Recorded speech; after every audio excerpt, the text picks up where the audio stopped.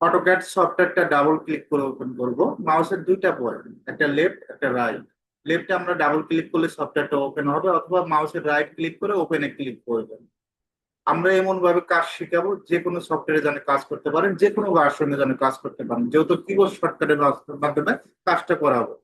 যেহেতু আজকে আমাদের প্রথম ক্লাস, অটোক্যাড সফটওয়্যারটা ওপেন করার পর এইরকম একটা ইন্টারফেস আসবে। কি আসবে? এইরকম একটা ইন্টারফেস আসবে। আমরা স্টার্ট ড্রয়িং এ ক্লিক করব। কোথায় ক্লিক করব? Start drawing. জাস্ট দেখে দেখে কাজগুলো করবেন। অটোক্যাডের কাজগুলো একেবারে কিন্তু সহজ, ইজি। স্টার্ট ড্রয়িং এ ক্লিক করার পর আমাদের এইরকম একটা ইন্টারফেস শো করলে এখন দেখবেন যে এই গ্রিড লাইন গুলো দেওয়া আছে। এখন আপনি চাইলে গ্রিড লাইনের উপরেও কাজ করতে পারেন, চাইলে যদি আপনি যদি চান যে আমি ক্লিয়ার করে কাজ করব, কন্ট্রোল জি দিবেন। এইরকম ইন্টারফেস আসবে। আপনি যদি কন্ট্রোল জি না চেনেন তাহলে F7 দিবেন। অটোক্যাডের কাজটা কিন্তু অনেকভাবে করা যায়, একটা ভাবে প্রবলেম হবে আর একটা ভাবে কাজ করতে পারবেন। F7 দিবেন, গ্রিড লাইন আসবে, আবার F7 দিবেন, গ্রিড লাইন চলে যাবে। আপনি যদি বলেন যে আমি কিবোর্ড শর্টকাটে কোনো কাজ করব না, আমি ডিসপ্লে থেকে করব, তাহলে এখানে দেখবে যে গিট মোড নামে একটা অপশন আছে নিচে, মডেলের পরেরটাই গিট মোড। এখান থেকে ক্লিক করলে ডিলেট হবে। একটা বার কাজ করলে হবে, তবে সবচেয়ে সহজ পদ্ধতি কন্ট্রোল জি দিবেন, গ্রিড লাইন আসবে, আবার কন্ট্রোল জি দিবেন, গ্রিড লাইন চলে যাবে। এখন এখানে দেখবেন যে লাইন আছে, লাইনে ক্লিক করবেন। ইন্টারফেসে এখানে লাইন আছে, ডট বারের আন্ডারে লাইন। আমার কথাগুলো মনোযোগ সহকারে শোনেন। লাইনে ক্লিক করবেন, এখানে একটা ক্লিক। লাইনটা সোজা করা এরকম অ্যাঙ্গেল আছে, লাইনটা এরকম অ্যাঙ্গেল তো লাইন থাকবে না, এটা স্ট্রেট করার জন্য F8। এখন বিশেষ করে যারা ল্যাপটপে কাজ করেন তাদের F8টা কাজ করবে না, তারা কি করবেন?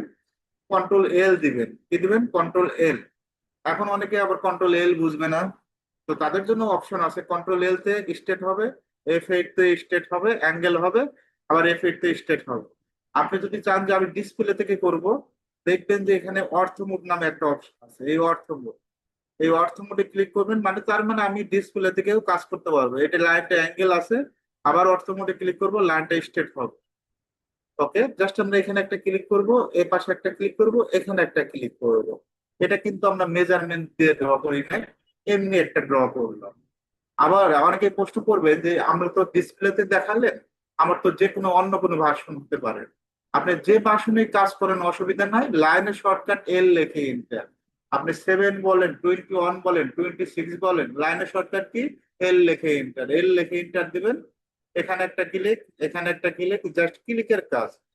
Click, click. এখন প্রশ্ন হলো, এটা হলো আমরা মেজারমেন্ট ছাড়া কাজ করছি, এখন মেজারমেন্ট দিয়ে কাজ করব। যেমন একটা বেডরুম আছে 12 ফিট বাই 12 ফিট, অবশ্যই আমাকে মেজারমেন্ট দিয়ে ড্র করতে হবে। এখন আমরা তো এইভাবে ড্র করতে পারি না, যে এখানে একটা ক্লিক করলাম, এখানে একটা ক্লিক করলাম, এখানে একটা ক্লিক করলাম, এই যে এই পয়েন্ট বরাবর, এখানে একটা ক্লিক করলাম, এই পয়েন্টে ক্লিক করলাম, এটা কি 12 ফিট 12 ফিট হলো? চোখের আইডিয়া অটোক্যাডে কাজ করা যাবে না। অটোক্যাডে কাজ করতে হবে নিখুঁত ভাবে। তো লাইনের শর্টকাট এল লিখে এন্টার। কি লিখে এন্টার? এল লিখে এন্টার। ফার্স্ট পয়েন্ট ক্লিক করবেন, ক্লিক করে দ্বিগুণ উল্লেখ করবেন। এখন আমরা 12 ফিট দেবো। কত ফিট? 12 ফিট। এখন আমরা যেই 12 ফিট দিচ্ছি, 12 ফিট কিন্তু নিচ্ছে না। কেন নিচ্ছে না? আপনি এটা কিসে কাজ করবেন? এটা ফিটে কাজ করবেন, না ইঞ্চিতে কাজ করবেন, না মিলিমিটারে কাজ করবেন, এটা কিন্তু আপনি উল্লেখ করে দেন। তো অবশ্যই আমাকে ইউনিটস গুলো সেট আপ করে নিতে হবে। অটোক্যাডে ফার্স্ট সেটিং আপনাকে করে নিতেই হবে। এই সেটিং ছাড়া কিন্তু আপনি কাজ করতে পারবেন না। ইউএন লিখে এন্টার। কি লিখে এন্টার? ইউএন।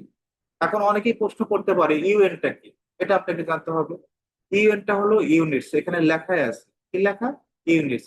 তাহলে ইউএন লিখে এন্টার দিলাম। এইরকম একটা ইন্টারফেস শো করবে। আমরা টাইপ থেকে আমরা কি সিলেক্ট করবো? আর্কিটেকচারাল। জাস্ট ক্লিকের কাজ। অনেক স্টুডেন্ট এসে দেখবেন যে এইখানে ক্লিক করে, বক্সে না ক্লিক করে বাইরে ক্লিক করে, আর অপশন পায় না।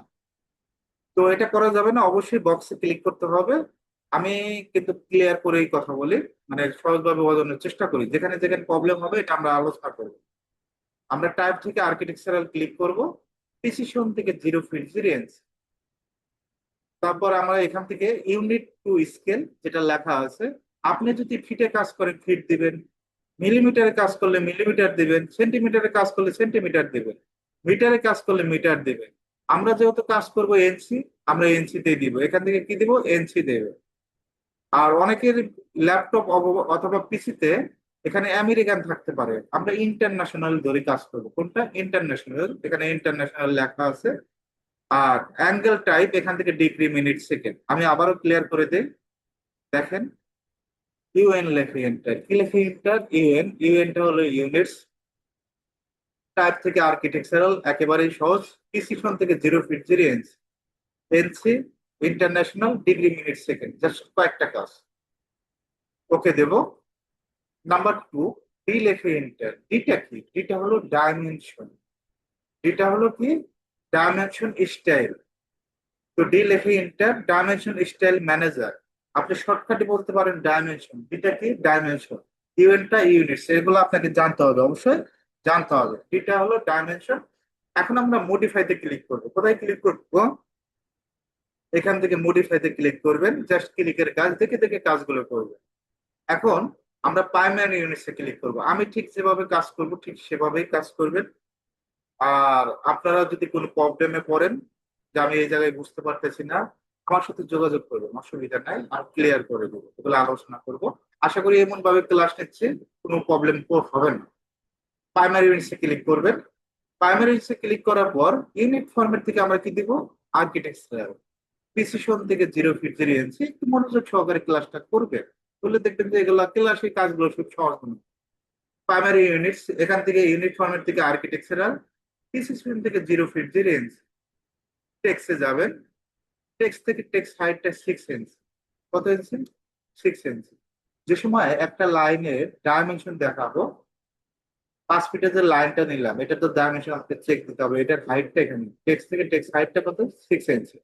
অটোক্যাডে এনসি দিতে হয় না, এনসি অটোমেটিক ভাবে নিয়ে নেয়, ইন্টার দিলে নিয়ে নিল। স্যাম্বল অ্যান্ড অ্যারো, এখান থেকে আমরা আর্কিটেকচারাল টেক্সট দেব।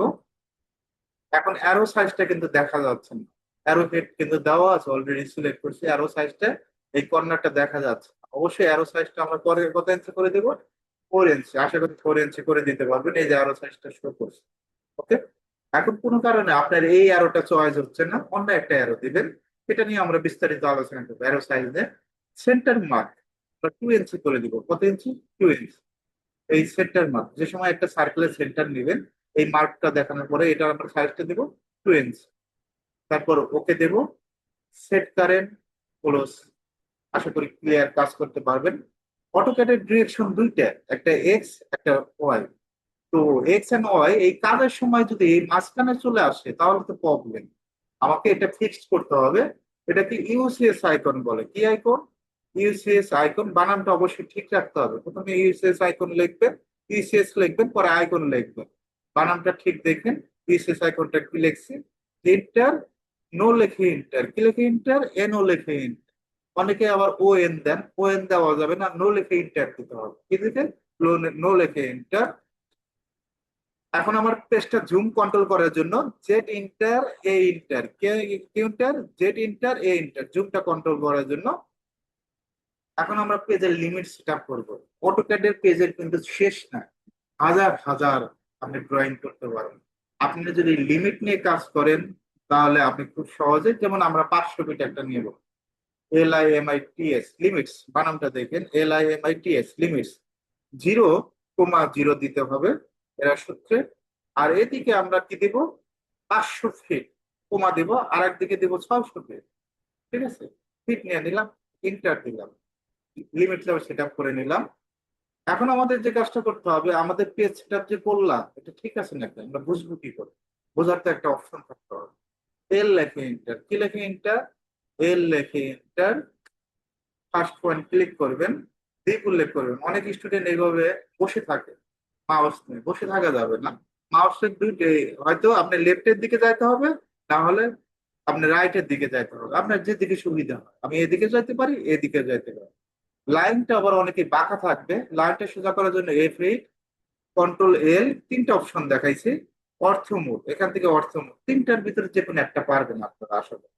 এখান থেকে আমরা 5 ফিট নেব, 5 ফিট ডাবল ইন্টার। এখন এই লাইনটা অনেকেই আবার জুম করতে পারে না, মাউসের হুইল বাটন ঘুরাবেন। এখন হুইল বাটন আবার অনেকে চেনেন না। মাউসের স্ক্রল বার যদি না চেনেন, মাউসের চাকা যেটা ঘুরালে একটু ছোট বড় হবে, এইভাবে আপ ডাউন করবেন মাউসের চাকাটা ধরে। আপনি হুইল বাটনটাই বুঝলেন, অসুবিধা নাই। এই আপ ডাউন করলে জুম হবে। এখন অনেকের আবার জুম হতে হবে না। যাদের জুম হবে না তারা কি করবেন, যেখানে যেখানে প্রবলেম হতে পারে আমি কিন্তু সেগুলা আমি বুঝি যে এই জায়গায় প্রবলেম হতে পারে, এই জন্য এখানে ডিপলি ভাবে আলোচনা করি। অনেকে আবার জুমটা হবে না, তখন কি করবেন, জেট ইন্টার, এ ইন্টার, দুইটা অপশন দিবেন, কি দিবেন, জেট ইন্টার, এ ইন্টার, জুম হবে। তো জুম হওয়ার পর এখন এখানে যে আমরা লাইনটা নিলাম, মেজারমেন্ট তো আমাকে চেক দিতে হবে কিসের মাধ্যমে, ডাইমেনশন। এই যে ডাইমেনশনে ক্লিক করবেন, এই লাইনের উপর রাখবেন 5। ওকে। এখন অনেকেই প্রশ্ন করবে যে আমার তো এই ডাইমেনশন নাই, আমরা কি কাজ করতে পারবো না? হ্যাঁ, কাজ করতে পারবেন। লাইনের শর্টকাট এল লেখে এটা, এই পয়েন্ট থেকে আমরা 6 ফিট নেব। কত ফিট? 6 ফিট। এখন যদি আমরা কিবোর্ড শর্টকাটে চেক দেই, ডিএলআই লেখে এন্টার, কি লেখে এন্টার, ডিএলআই লেখে এন্টার, ফার্স্ট পয়েন্ট ক্লিক করবেন, সেকেন্ড পয়েন্ট ক্লিক করবেন, 6 ফিট। ওকে। আবার লাইন দেব। আপনি যদি বলেন যে আমি মেনু বার শো করাবো, অনেকে মেনু বার বোঝে না, যেমন এই অ্যারো বাটনে ক্লিক করবেন, অটোক্যাডের কাজটা অনেকভাবে করা যায়। অ্যারো বাটনে ক্লিক করার পর এখান থেকে হাইড মেনু বার, এই ফাইল, এডিট, ভিউ, এগুলাকে মেনু বার বলে, এক একটা মেনু বার। ফাইল এডিট, অনেক সময় আপনাদের এই ফাইল এডিট থাকবে না, হাইড থাকবে, আমরা অ্যারো বাটনে ক্লিক করব, শো মেনু বার। এখন অনেকে মেনু বার ছাড়াও কিন্তু আমরা কাজ করতে পারি, জাস্ট আমি আপনাকে দেখাচ্ছি যে একটা কাজ অনেক ভাবে করা যায়। আমরা লাইন নিচে এখান থেকে আবার এল লেখে enter, এখন ড টুলবারের আন্ডারে যাব, কোন টুলবারের আন্ডারে, ড মেনু বারের আন্ডারে যাব, এই যে ডতে ক্লিক করবেন, এখানে লাইন, এখান থেকে লাইন দিতে পারেন, ক্লিক করবেন, এখান থেকে আমরা 3 ফিট নেব, একটু জুম করে নেব। জুম করার পর ডাইমেনশনে ক্লিক করবেন, কোথায় ক্লিক করবেন, ডাইমেনশন, এখান থেকে অ্যালাইন, অ্যালাইনে ক্লিক করবেন, ফার্স্ট পয়েন্ট, সেকেন্ড পয়েন্ট, এভাবে কিন্তু চেক দেওয়া যায়। এখন এল লেখে এন্টার, সবসময় চেষ্টা করবেন কিবোর্ড শর্টকাটে করার জন্য। এখান থেকে আমরা, অনেকেই বললো যে আপনি 3 ফিট নিতে পারি, 4 ফিট নিতে পারি, 5 ফিট নিতে পারি। এখন যদি বলি যে 4 ফিট 6 নেন, সেই লাইনটা কিভাবে নিতে পারি, এটা তো একটা বোঝার বিষয় আছে। তো আমরা এখান থেকে 4 ফিট দেব, তারপর 6 দেব, 4 ফিট 6, প্রথমে 4 ফিট দিবেন, তারপর 6 দিবেন। 80% কি করে, এখানে এনসিও দিয়ে দেয়, এনসি দেওয়া যাবে না। 4 ফিট দিয়ে 6 দিবেন, এটি অটোমেটিক ভাবে এনসি নেবে। 4 ফিট 6 ইঞ্চি, ডাবল এন্টার দিলাম। এখন ডাইমেনশন চেক দিব কিভাবে, ডিএলআই লেখে ইন্টার, অলরেডি শিখাইছি। এবার চেক দিব ডিএএল, ডাইমেনশন অ্যালাইন, কি নাম, ডিএএল, dimension align. First point click করবেন, সেকেন্ড পয়েন্ট ক্লিক করবেন, 4 ফিট 6, তার মানে আমরা 4 ফিট 6 নিতে পারবো। এখন যদি বলি যে 3 ফিট 6 নেবো, তো এল লেখে ইন্টার, কি লেখে ইন্টার, এল লেখে ইন্টার, এখান থেকে 3 ফিট দিয়ে অনলি 6 দেবে। 6 এর পরিবর্তে আমরা 3 নেব, 3 ফিট 3, 3 ফিট 3 দিবেন। ডাইমেনশন ডিএলআই লেখে inter, first point, second point. এখন এই কার্সর পয়েন্টটা আমার অনেক ছোট আছে, কেমন জানি দেখা যাচ্ছে এই কার্সর পয়েন্ট, এত ছোট নিয়ে তো কাজ করা যায় না। ওপি লেখে ইন্টার, অপশনের ওপি, কি লেখে ইন্টার, অপশনের ওপি লেখে ইন্টার।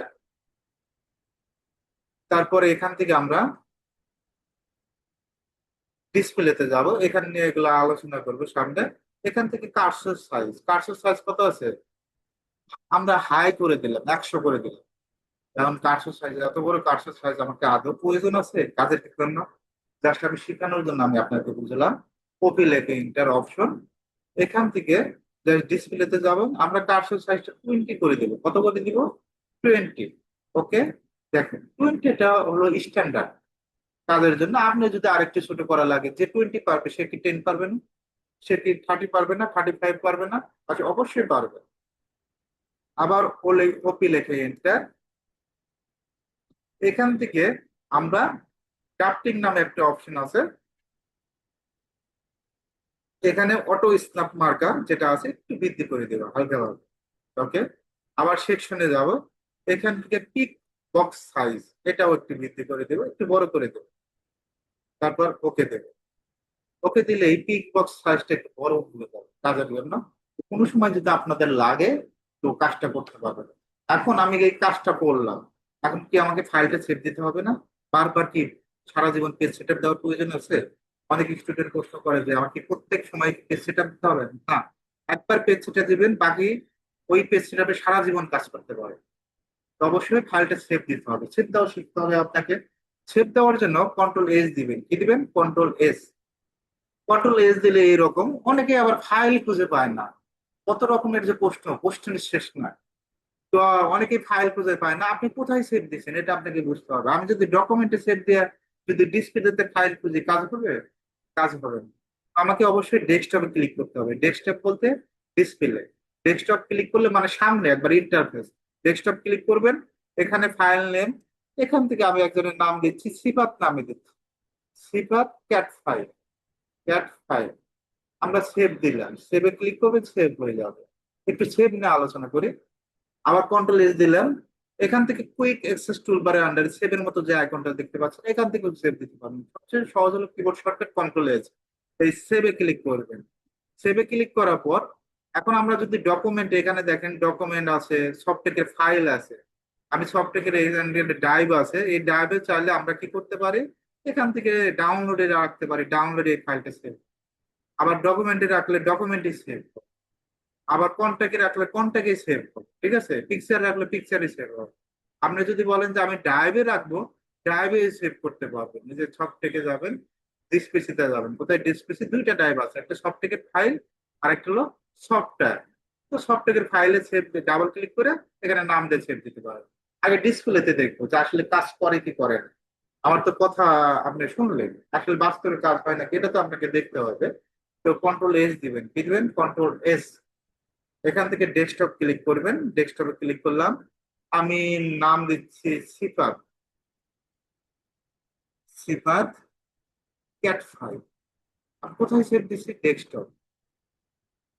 সেভে ক্লিক করব। এটা আমরা ক্লোজ করে দিচ্ছি, যেহেতু আমি অলরেডি সেভ দিচ্ছি। এখন কি নামে সেভ দিচ্ছি? এই যে সিফাত ক্যাট। কিছু স্টুডেন্ট এসে এখানে খুঁজবে, এখানে খুঁজবে। আপনি এত খোঁজার প্রয়োজন নাই, আপনি এখানে একটা ফাইলে ক্লিক করে এস দিবেন, এস দিলে এই যে সিফাতটা সিলেক্ট হবে।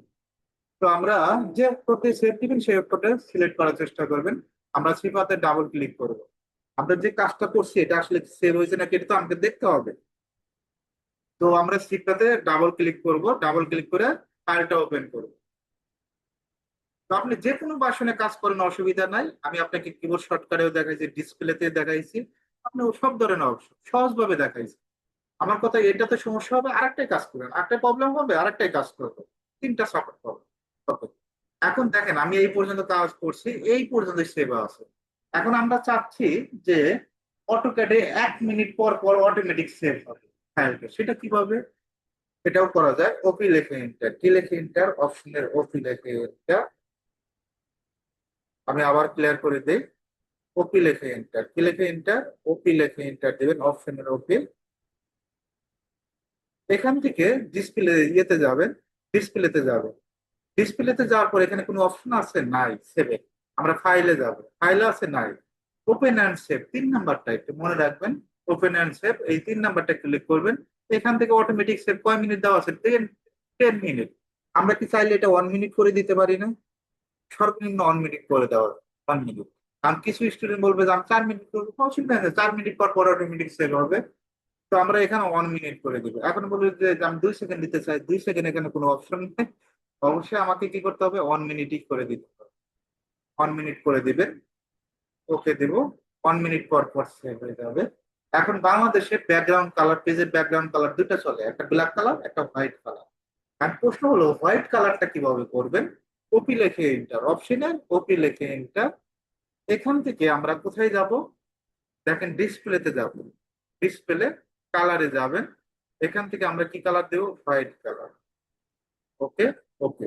দেখেন হোয়াইট কালার আপনার কাজের জন্য যদি বলেন যে আমি হোয়াইট কালারে ভালো লাগে, হোয়াইট কালার থেকে আমার একটু ভালো কাজ আছে, তো আমি হোয়াইট কালার দিয়ে কাজ করতে পারি। লাইন নেবেন, এখান থেকে আমরা 8 ফিট লাইন দেবো। ডাইমেনশন দেখাবো, যে ডাইমেনশনে ক্লিক করবেন, এই লাইনের উপর আসবেন 8। হোয়াইটে কাজ ভালো লাগে, তবে আমার ক্ষেত্রে আমি ব্ল্যাক কালারে কাজ করি। আমি ওপি লেখে ইন্টার, শেখানোর জন্য আমি শিখাচ্ছি যেভাবে কাজ করা যায়। অনেকে তো এই যে ব্যাকগ্রাউন্ড দেখবেন হোয়াইট কালার, তখন বলবেন যে আমাদের তো মনে হয় শিখাই না। না, শেখানোর কিছু নাই, কালারে যাবেন। এখান থেকে ব্ল্যাক কালার, আমি নিজে ব্ল্যাক কালারটা চয়েস করে এখানে ব্ল্যাক কালারটাই। এখন আমরা ফাইলটা সেভ দিতে, আমরা ইউনিট গুলো সেট আপ করতে পারলাম। যে কিভাবে পেজ সেট আপ করে, প্রাথমিক যে ধাপগুলো, কিভাবে ফাইলটা সেভ দিতে হয় সেটা দেখালাম। কিভাবে আমরা পেজের ব্যাকগ্রাউন্ড কালারটা চেঞ্জ করি সেটাও দেখালাম। কিভাবে কার্সর সাইজটা ছোট বড় করে সেটাও দেখালাম। কিভাবে এখান থেকে আমরা 1 মিনিট পর পর অটোমেটিক ভাবে সেভ হবে সেটাও দেখালো। এখন আমি কাজটা করি, অটোক্যাড কাজ করি 21। এখন অনেকেই আবার 7-এ কাজ করে। এই 21-এর ফাইল কি 7-এ ওপেন হবে? এটা একটা বিষয় থাকে। এটা অনেকেই প্রশ্ন করে যে আমি 21-এর ফাইল 7-এ কেন ওপেন করতে পারি? ওপেন করা যায়, অন্য একটা সিস্টেম ওপেন করা যায়, সেটা ক্লিয়ার করে দিচ্ছি। কপি লেখে এন্টার, কি লেখে এন্টার, কপি লেখে এন্টার। এখানে দেখবেন ওপেন অ্যান্ড সেভ। এখানে সেভটাই আমি এখানে দেওয়া আছে 18। এখন 18 পর্যন্ত আপনি এটা ফাইলটা ওপেন হবে। আমি যদি এটা 7 করে দিই, কি করে দেবো, এখান থেকে 7 করে দিই, 7 করে ওকে দিলাম, তাহলে 7-এও এই ফাইলটা ওপেন করতে পারবো। আমি আবারও ক্লিয়ার করে দিই, এখানে আমাদের বাস্তব ক্ষেত্রে এটা কাজে লাগে। ওকে লিখে এন্টার, এখান থেকে আমরা অবশ্যই 7, আবার যদি 4-এ করে দেন তাহলে আপনি 4-এ ওপেন করতে পারবেন। তবে বাংলাদেশে 7-এর নিচে কেউ ইউজ করে না, তো 7 পর্যন্তই রাখি। 7-এ ক্লিক করার পর আমরা ওকে দিব, এটা 7-এও ওপেন করা যাবে। আশা করি খুব সহজভাবে দেখানোর চেষ্টা করছি, প্রত্যেকটা পয়েন্ট ধরে ধরে কাজ শেখানোর চেষ্টা করছি। আপনারা এটা দেখবেন, কাজগুলো দেখবেন, কোথায় কি বোঝেন না আমাকে বলবেন, আমি এটা করে দিই। আর অনেকগুলো ভাবে দেখাইছি, একটা প্রবলেম হলো আরেকটা ভাবে কাজ করে। তো সবাই অটোক্যাডের কাজ শিখবেন। অটোক্যাডের কাজগুলো কঠিন কিছু না, একেবারে সহজ, যে কেউ অটোক্যাডের কাজগুলো শিখতে পারবে।